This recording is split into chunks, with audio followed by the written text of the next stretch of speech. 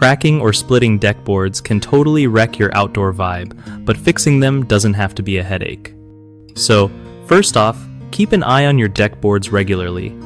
Spotting cracks early can save you a ton of trouble later.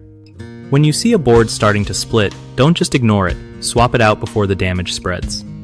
Always use quality, weather-resistant wood or composite boards that can handle moisture and temperature swings like a champ.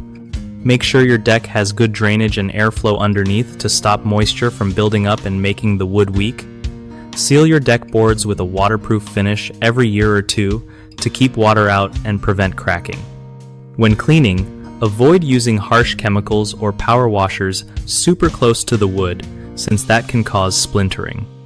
If you notice any nails or screws popping up, fix them fast because loose fasteners can make boards crack faster. Finally, try not to drag heavy furniture or grills across your deck.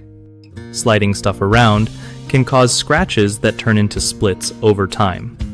One of the biggest mistakes people make with cracking deck boards is ignoring early signs of damage, which lets small cracks turn into bigger splits. Fix this by doing regular inspections and swapping out bad boards right away.